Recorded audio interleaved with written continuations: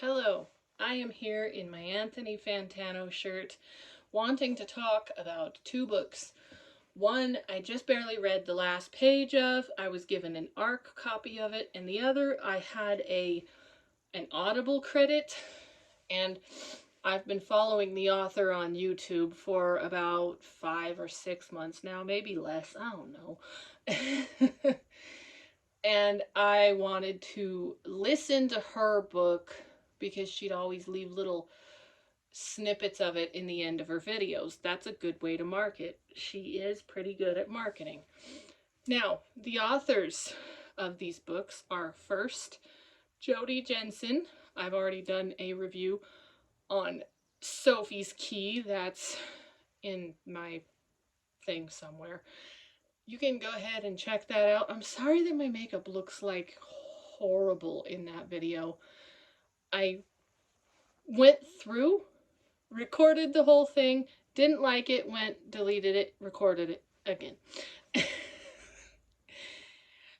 This book written by Jodi Jensen is The Matchmaker's Charm, and the reason why I'm aligning this book with Bleedmore, Bodymore is the reason I discovered Ian Kirkpatrick is because I wanted to buy Jenna Moressi's book, but I kind of didn't want to buy Jenna Moressi's book.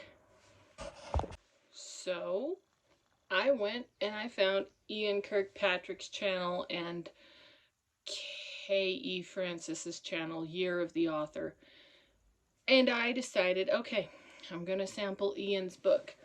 And the actor, I'm not even going to call him a narrator, because listening to Kiernan's narration on Bleedmore, Bodymore, I felt like, I don't know, someone from the silent generation listening to an old-timey radio show. It was an experience. I loved it. Now, let's get into what I liked about The Matchmaker's Charm and Bleedmore, Bodymore, and then we'll get into what I didn't like. Okay, I liked Sophie's Key. I didn't want to read it again from another perspective, and the reason I mentioned Jenna Moresi is because Jodi unfortunately pulled a Jenna Moresi or a Stephanie Meyer or an E.L. James. She told this same story from another perspective. One moment. This is my most popular book that is currently on sale for $8 something on Amazon. I honestly think somebody printed a lot and then didn't get them. Chenille is the main character. Now, if I were to go back and rewrite this from another angle, doing it the way that Jodi did it, it wouldn't be doing it from her love interest Roddy's perspective. It would be doing it from either Amanda, who is another woman in the halfway house in my book, or some girl that works at the grocery store with Chenille.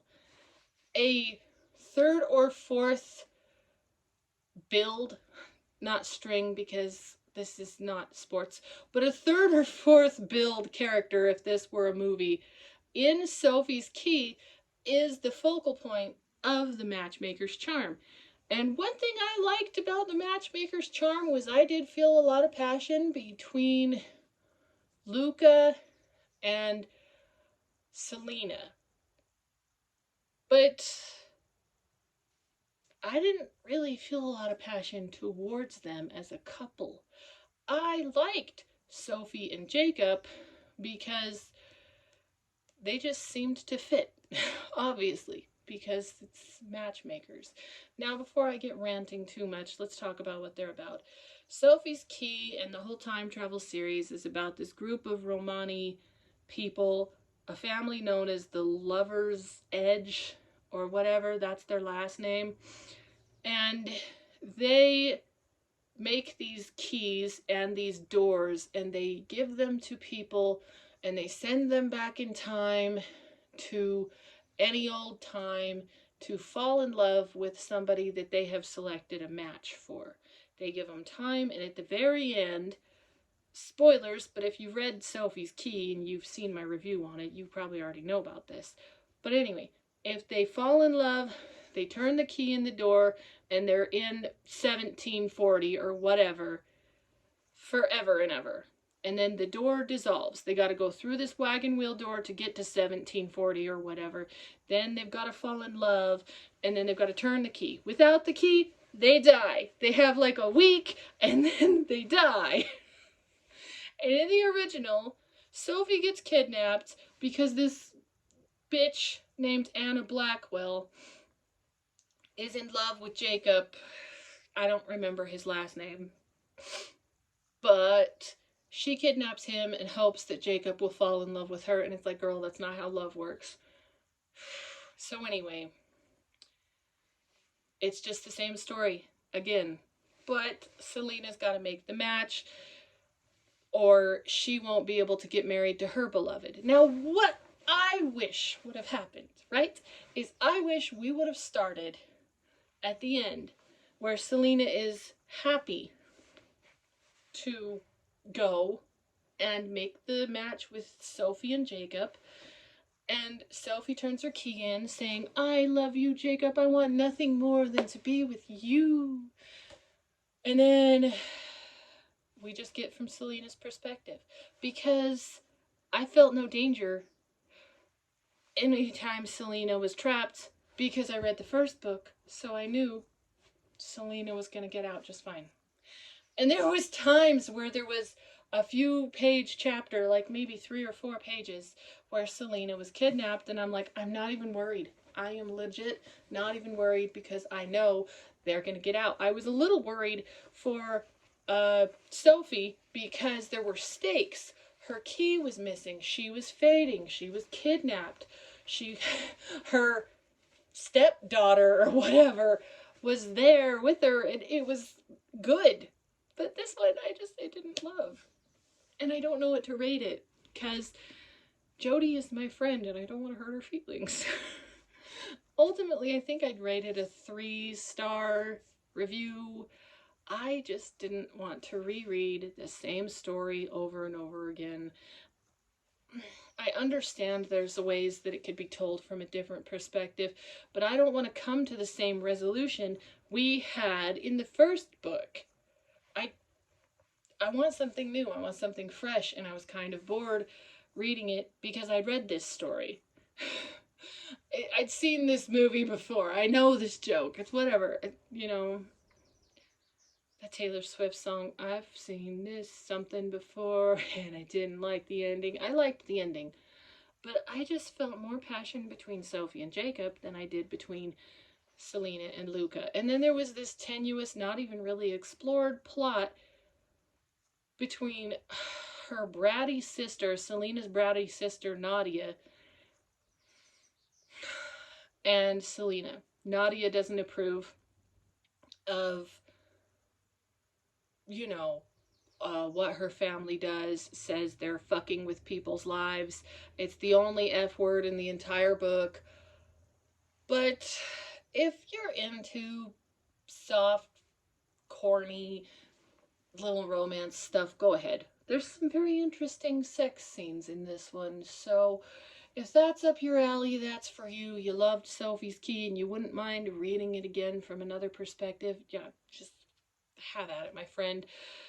I think I'm going to rate it a 3 stars and then find something to say on Goodreads or Amazon that isn't horrible. Now to Bleedmore, Bodymore, written by Ian Kirkpatrick. Unfortunately, both of these books suffer from the same problem. I kept stopping because I got disinterested, and I went back to find out why I got disinterested.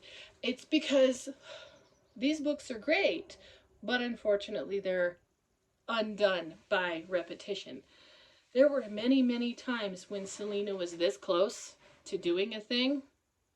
And, okay, so here's the destination, right? Here's Selena.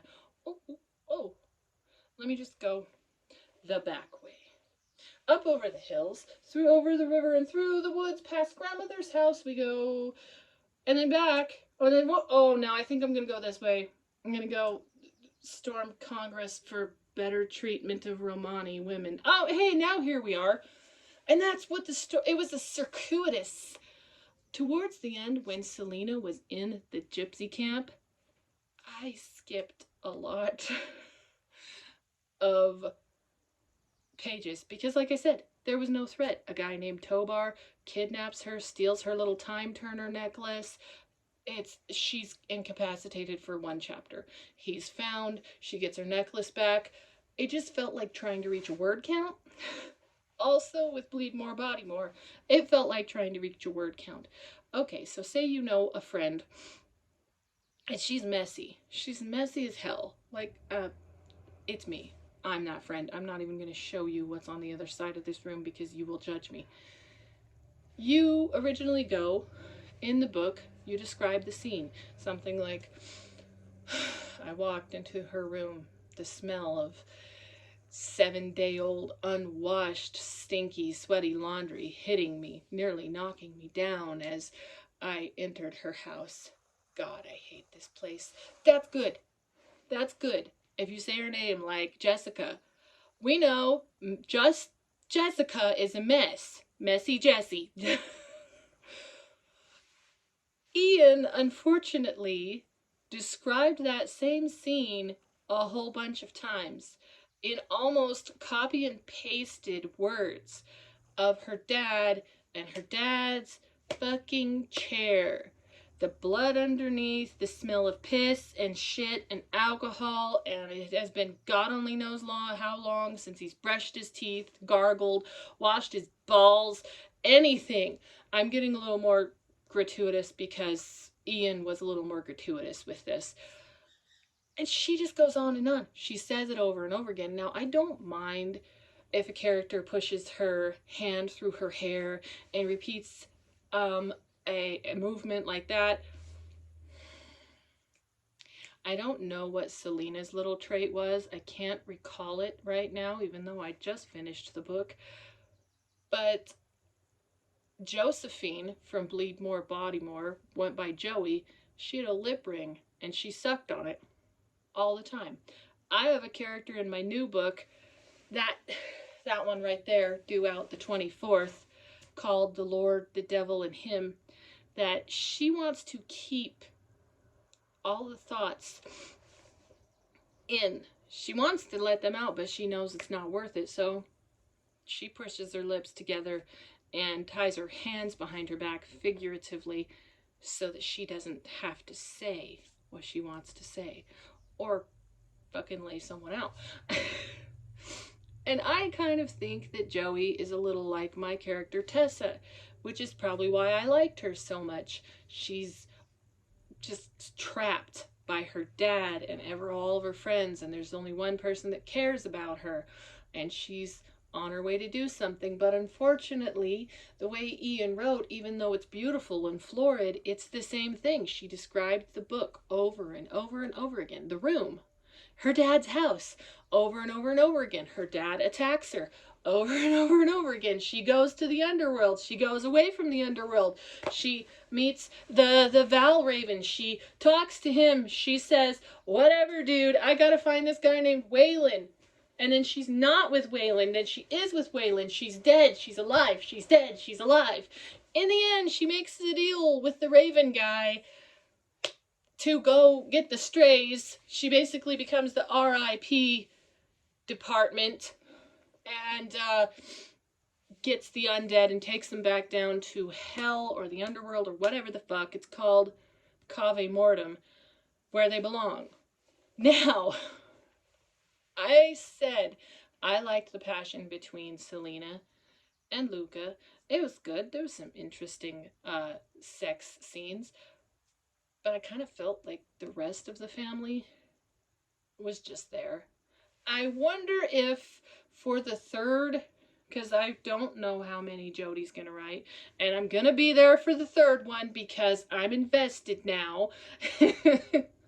But I kind of wonder if for the third, she's going to have it be from Luca's perspective, but I am praying to sweet holy Jesus that it is not just the same. Sophie Sanders book. Please, Lord, spare me. If I want to reread a book, I'll reread a book. I often rewatch movies or even listen to a second time a funny YouTube video or something. But I want to have a sequel be a sequel. Now, okay, if I were to write, I'm not going to tell you spoilers for this one because I want you to buy it. And if someone wants to read, review, and spoil that one, whatever. But if at the end the spoilers happen in my book, I would take it from the perspective of the child that was had at the end of the book. There you go. It ends with a pregnancy and a child being born.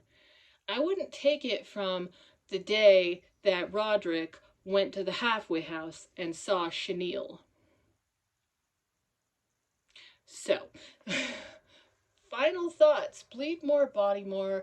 I think honestly, if I had read the book, downloaded it on my phone, or bought a physical copy of it, or something like that, I don't think I would have enjoyed it much because Kiernan, I don't know his last name, and I'm kind of too lazy to look it up right now.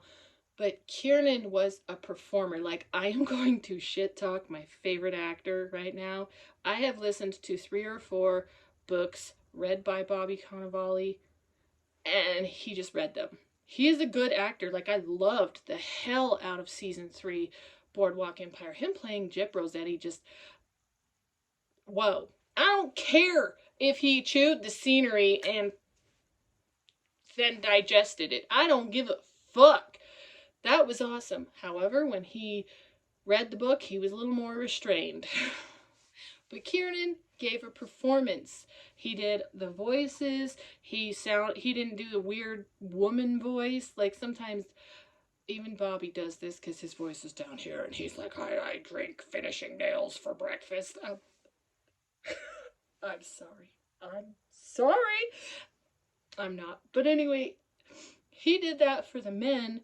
And then for the women, he affected a voice that was just kind of feminine like mine without being, oh my god, and so like, But that's a critique of Josephine. She was kind of annoying sometimes. I kind of was like, I can see why your dad hits you. No, Allison, goddamn. Bad Allison. It's right to hell with that one.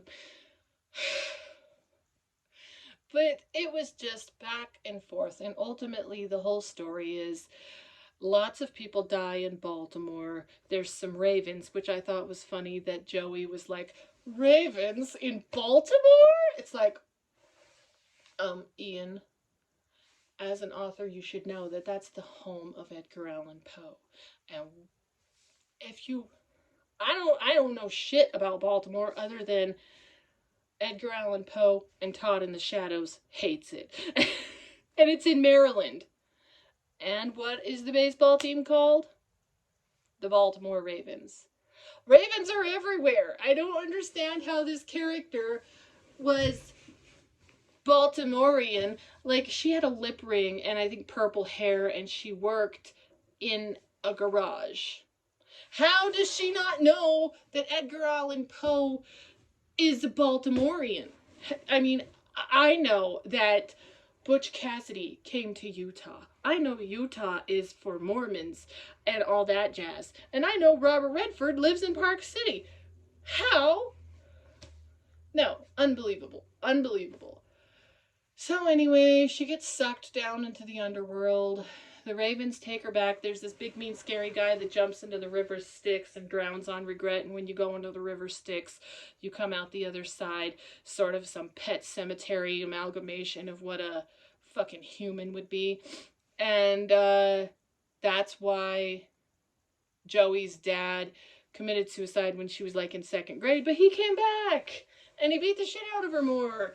And Joey keeps coming back. She keeps finding a way back. She jumps into the river Styx. She dies again because the guy from before who jumped into the river Styx when she was on the boat jumped in and he came back and he's like, I'm gonna kill you, bitch. And he was a big fucking giant dude, probably like my size, but an extra 100 pounds, which would make him like 355 pounds, whatever.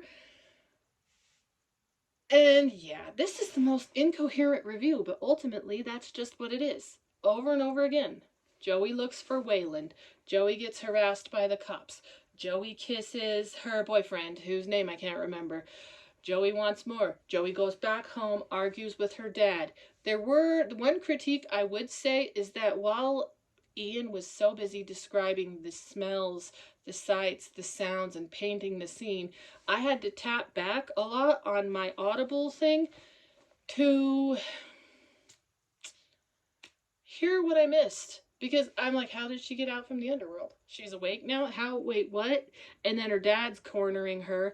Josephine, tell me how you feel about me. And then she's out the window. And I'm just like, I have to tap again. And then I have to listen. And she's out the window. And it was kind of inconsistent because there's a lot of description of the scene and all of that stuff. And then there's nothing. She's just somewhere else. Free.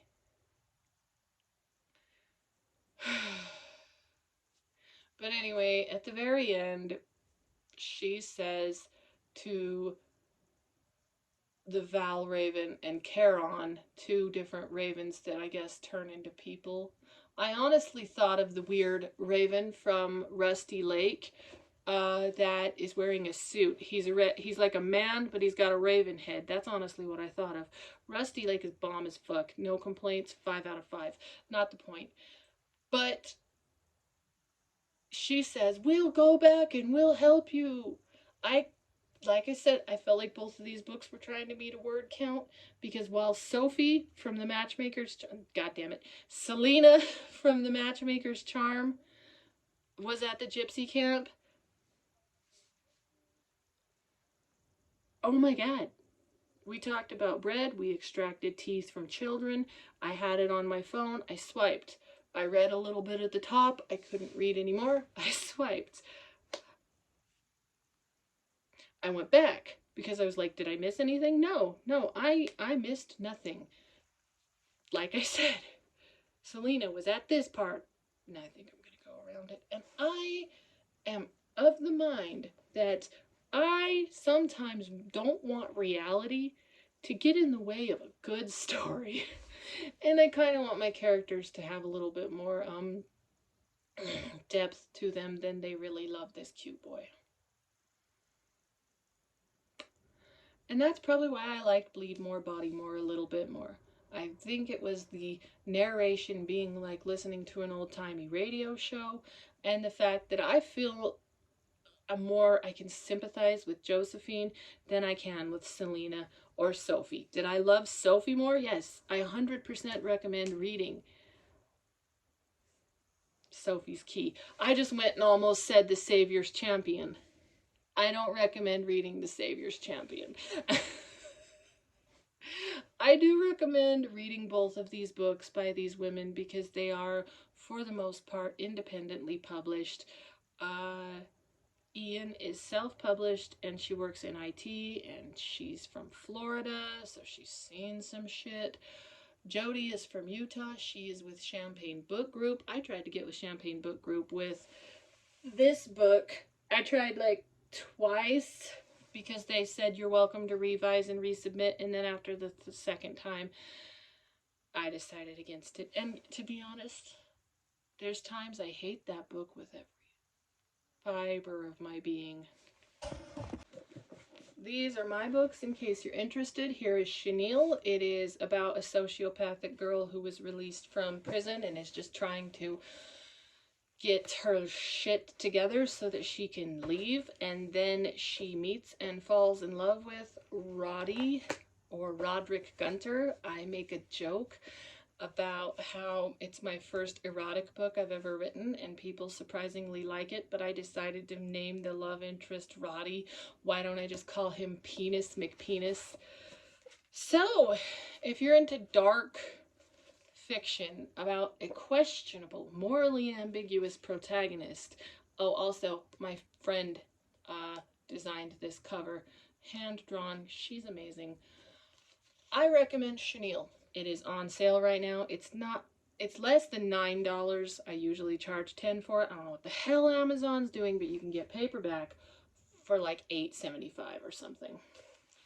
Then there is The Vein of My Existence, the book I had with a company that we're going to call Lying Liars, but actually their name is Foster Embry. I would say don't sign with them, but they kind of seem to be out of business. It's about a young girl who, after the death of her father, she moves to Kansas and she finds a strong father figure in a man named Brooklyn, and then her mother abandons her and she just comes of age, finds love, and learns to move on without her mother and find herself in Lake, Kansas. Now this bad boy, this is Braxley. It's got the two things, dark half here, light half here. It's about a man, he's in his late 30s, he's not a boy, who, after finding out his daughter isn't his, he attempts to get her away from her emotionally manipulative mother, and he has her at a hotel, and then unfortunately an active shooter chases him into an alternate dimension where he is to be exiled for 5 years. It flashes back and forth between the dark being Braxley, him on the other side in a town called Emily, and the light being his daughter Sasha in my hometown here in Vernal.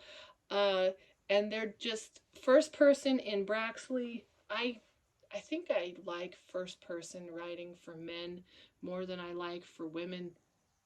I don't know why. And also, if I don't want to have to spell his name all the time, I will do first person, because I do first person for my new book, Claudius.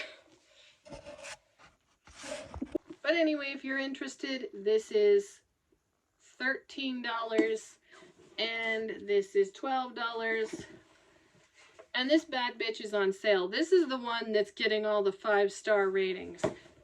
Even if you buy them, you download them, you get them for free or whatever, I don't care. They're available on Smashwords and Kobo, but mostly Amazon is where I'm at. That's where they're on paperback, because that's where